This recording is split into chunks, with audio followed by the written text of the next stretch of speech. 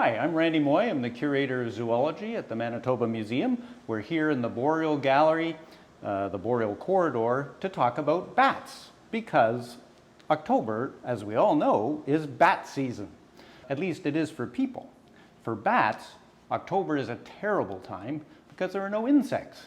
Our bats here in Manitoba do feed on insects exclusively.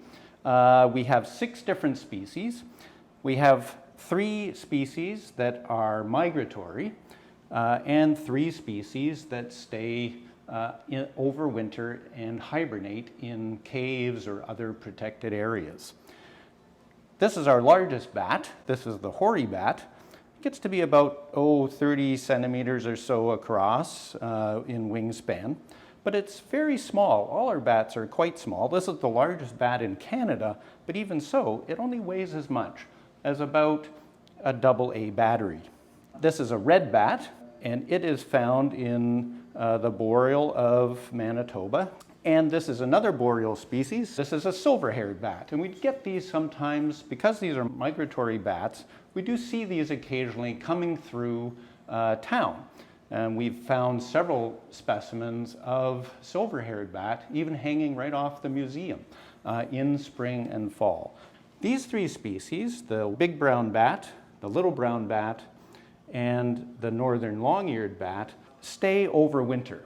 So they feed during the summer, of course, on many, many insects. They're very important pest control for many of our crops. And then they overwinter in caves and those sorts of places. You can see hundreds of little brown bats in the cave diorama, our bat cave, in the Parklands Gallery.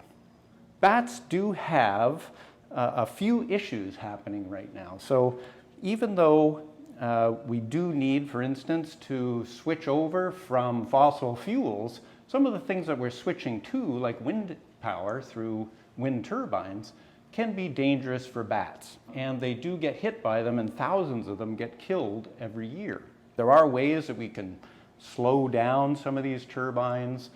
Bats only migrate when wind speeds are quite low, and for only a few weeks in the spring and the fall, so we should really be able to mitigate some of the issues that we have with wind turbines and their destructive nature for bats. Cave bats have another issue which is fairly recent. It's called white nose syndrome. So these bats that are in big gatherings in caves can get a fungus that grows on their naked skin, often around the nose area, hence the name white nose fungus. And what it does is disturb the bat when they're hibernating. So they wake up more frequently, they use a little more energy. Sometimes they can do strange things, like even try to fly around outside in the middle of winter. So some of these species are actually endangered now in North America. It was only found as recently as 2018 in Manitoba.